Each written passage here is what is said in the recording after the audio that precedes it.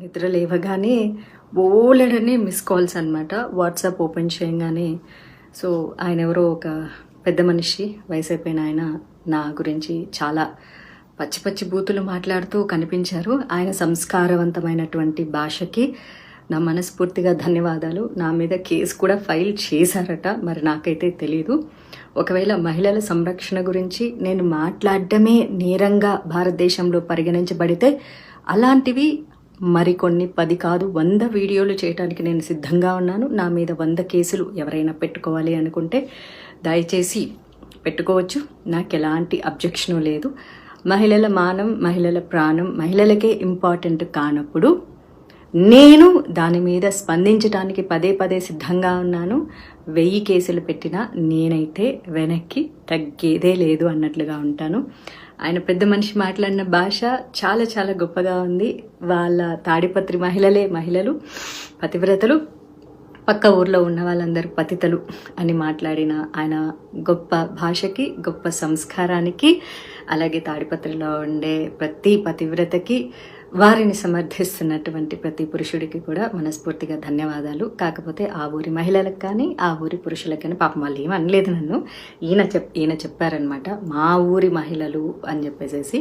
So మరి నేను కూడా మహిళే కదా, నేనేమన్నా ఒక్క బూతు మాట మాట్లాడడం జరిగిందా? పోనీ ఆ పెద్ద మనిషి పేరైనా తీయడం జరిగిందా? అసలు ఆయన ఎవరో కూడా నాకు తెలియదు. ఇప్పుడు నేను తెల్లారి చూసే వరకు కూడా ఆడేదో జేసీ పార్క్ అన్నానా, జేసీ పార్క్ ఆయన కట్టించుకున్నదన్న సంగతి కూడా నాకేం తెలుసు.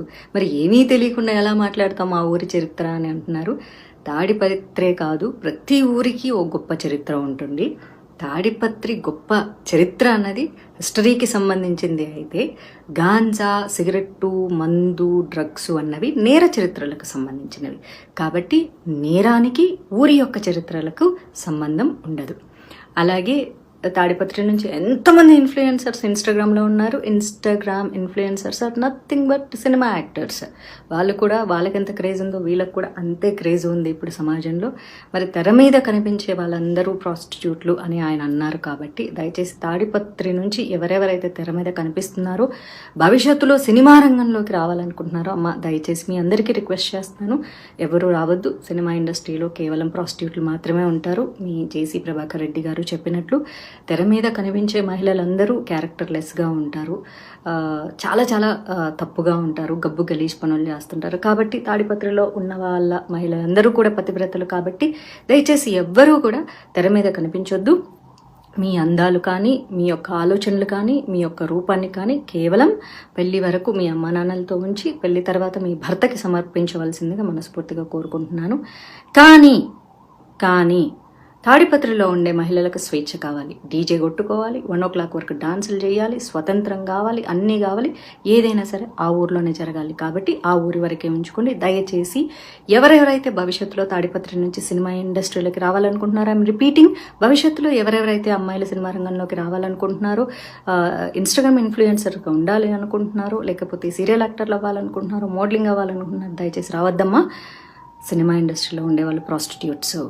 కాబట్టి తెర మీద కనిపించేటటువంటి అంశాన్ని మీరు వెనక్కి తీసుకొని తాడిపత్రిలో పవిత్రంగా బతకాలని చెప్పేసి తాడిపత్రి మహిళలకి, వారి యొక్క అన్నదమ్ములకి, తల్లిదండ్రులకి, భర్తలకి, బాయ్ ఫ్రెండ్స్కి అందరికీ నా మనవి, జేసీ గారి మాట వినండి. తెర మీదకి ఎవ్వరూ మహిళలు కనిపించవద్దు. మీరు ఏ పార్టీలు చేసుకున్నా, ఏ డీజేలు కొట్టుకున్నా, ఏ అర్ధరాత్రి వరకు ఎగిరినా, ఏ స్వతంత్రాన్ని అయినా సరే తాడిపత్రిలో మాత్రమే చేసుకోండి. మీరు ఎప్పటికీ పతివ్రతల్లాగా ఉండాలని.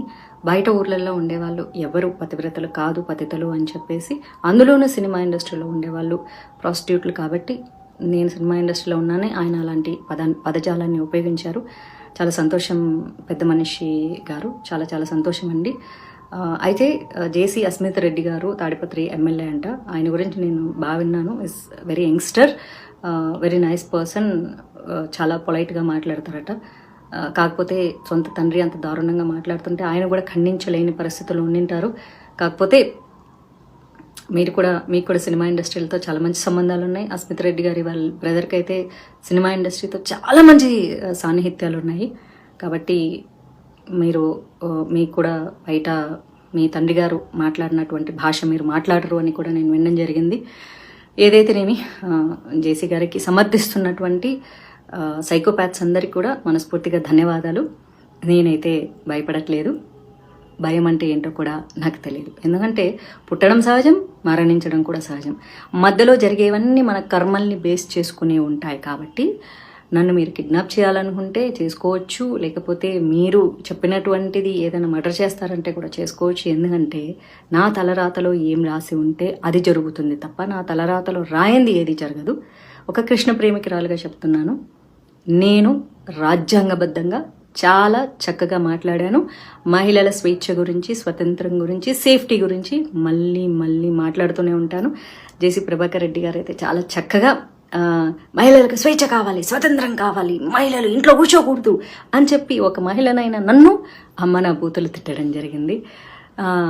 పాముకి 2 నాలుకలు ఉంటాయి, మనిషికి ఒళ్ళంతా విషం ఉంటుంది. ఆ విషముతో కూడినటువంటి పాము నాలుకలా మాట్లాడినటువంటి మీ యొక్క వయసుకి కూడా నాకు మర్యాద ఇవ్వాలని ఉన్నా సరే మీ భాషకి మర్యాద ఇవ్వలేక, ఇక ఎలాగూ వయసు అయిపోయింది కాబట్టి మిమ్మల్ని అనుసరించి మీరు మాట్లాడేవి చేదు మాటలు నచ్చే ఎంతోమంది సైకోపాత్స్లు ఉంటారు. కాబట్టి మీ అందరికీ నా పాదాభివందనాలు.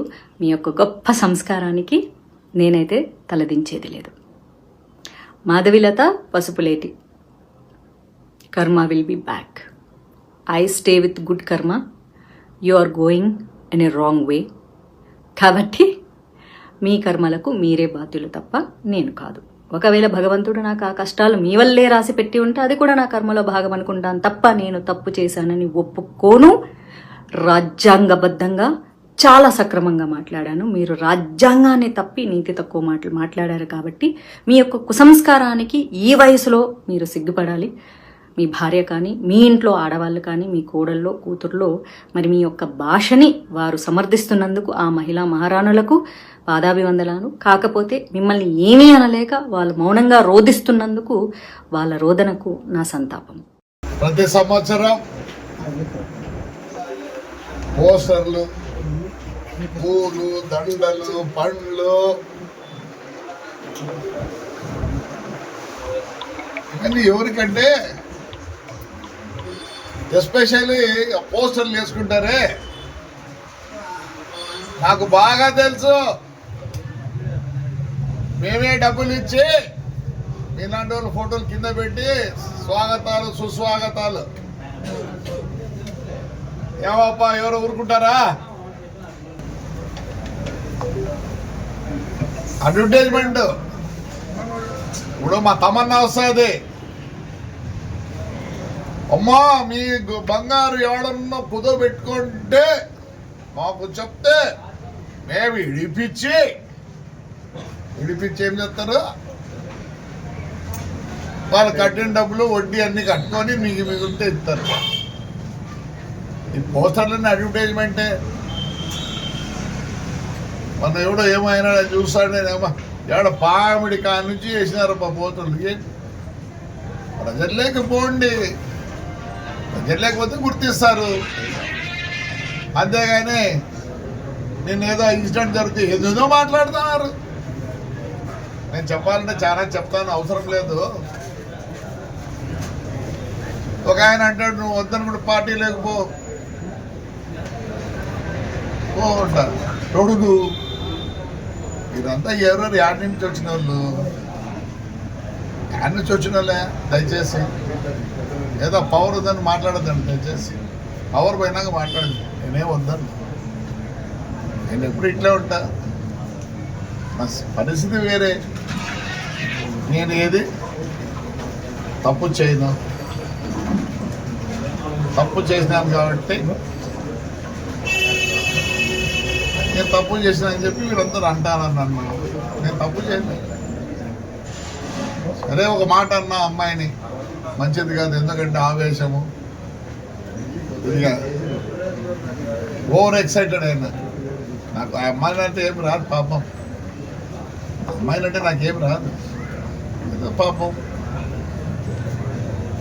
కార్యకర్తగా. కానీ కొన్ని మాటలు చెప్పకూడదు దయచేసి. నాకు వయసు 72 సంవత్సరాలు. ఆవేశం ఎక్కువ, మీ అందరికి తెలుసు. ఆవేశంలో పొల్లింది, అది మాట్లాడింది కావాల్సింది కాదు. So I apologize that girl, whoever it is she. ఎవరు బతుకు తెరువు ఉంటుంది పాపం, మంచిది కాదు. స్లిప్ ఆఫ్ మై టంగ్ అనుకోండి. కానీ ఈ రాజకీయ నాయకులు అందరూ మాట్లాడతారు చూడే, ఎట్లంటే మాట్లాడతాడు, మంచిది కాదు. మీకు ఎప్పుడు పూలు పండ్లు, ఒక ఆయన మాట్లాడతాడు, ఆయన కథ చాలా ఉంది. సత్యసాయి వాటర్ వర్క్, దాని మీద నేను స్ట్రైక్ చేస్తా. ప్రజల సొమ్ము అని ఏమనంటే మేము ఇప్పుడు చేసుకోవాలన్నా, కష్టపడి పని చేయి. నీకు ఈ రాజకీయం ఎట్లయిందంటే ఏదో బర్రని ఏదో తగులుతుంది, ఆ పార్టీ నా పార్టీలు ఉంటే నాయకులు అవుతారు. Those war with the public, వాడికి అడ్వర్టైజ్మెంట్ అవసరం లేదు, అవసరం లేదు. 16,000 మంది అమ్మాయిలు వచ్చారు, ఎవరిని చూసి ఎవరిని నమ్మి. నన్ను, నాకు 72 సంవత్సరాలు, నా గురించి వాళ్ళకి తెలుసు కాబట్టి మా చెల్లెళ్ళు, మా అక్కలు, మా చిన్నారులు, నా మనవరాళ్ళు అలా ఫీల్ అవుతారు కాబట్టి నన్ను ఆదరిస్తారయ్యా. చేయండి మీరు కూడా. ఏదో మాట్లాడతారు, ఎప్పుడో ఒకసారి పిలిపించారు ఉండకూడదు అని. రండి, రేపు సంక్రాంతి ఉంది, బంగారికి చేయండి. ఏ ఫెస్టివల్ చేస్తున్నారు? ఒక్క ఫెస్టివల్ అన్న చేస్తున్నారు? దయచేసి రండి. ఎన్ని దేవాలయాలు పట్టుకున్నా మొత్తం పోతే ఆయన ఒక ఆయన నుంచి స్ట్రైక్ చేస్తాడు, ముస్లింస్ ఆడ పని చేయకుంటాడు. ఎంత దారుణమయ్యా, ఐఎమ్ వెరీ సారీ. మరి వాళ్ళని ఏమనాలా? ఇవన్నీ ఏమీ తెలియదు మీకు. మాట్లాడిందే. నేనంత నీచుడిని కాదు. నేనే మీకు ఎక్స్ప్లెయిన్ చేసుకునే అవసరం లేదు. ధైర్యంగా మాట్లాడతా, ధైర్యంగా ఉంటా. ఎస్, నాకు జనం ఉన్నారు. నన్ను, మా ఊరు, మా కాన్స్టిట్యున్సీ రెప్పలాగా చూసుకుంటారు. వాళ్ళ కుదరు ఎంత దూరమైన పోతా. ఏం కావాలి నాకే? పదవి కావాలి. ఏ పదవి కావాలి నాకే? అవును, జనం ఇస్తారా? మన ఇచ్చినారు కదా మున్సిపల్ ఎలక్షన్లో. Yes, again they will give me if I want. I don't want. చెప్తున్నా, 2 సంవత్సరాల లోపల తాడిపత్రి ఎట్లుంటుంది చూడండి. నేను మా ఊరి కోసం హైర్ మిసలు పనిచేస్తా. ఫ్లెక్సీ కానీ కాదు. నా మీద ఎవరెవరు మాట్లాడినారు వాళ్ళంతా ఫ్లెక్సీ గాళ్ళే. అంతకుముందు వాళ్ళ పేర్లే తెలియదు. ఆవేశంలో, వయసులో పెద్ద, slip of a tongue. So ఆ వర్డ్ కోసం అమ్మాయికి అబ్బాయిలు చెప్తా. I should have used that word. Yes, ఎందుకంటే నన్నే బ్యాడ్గా అనుకుంటారు for that word, not for anything. చూడండి ఎంత వచ్చినాయి డబ్బులు, చెప్పండి. ఎక్కడి నుంచి వచ్చినాయి డబ్బులు? మా ఊరు ప్రజలు నా మీద ప్రేమగా ఉంటారు కాబట్టి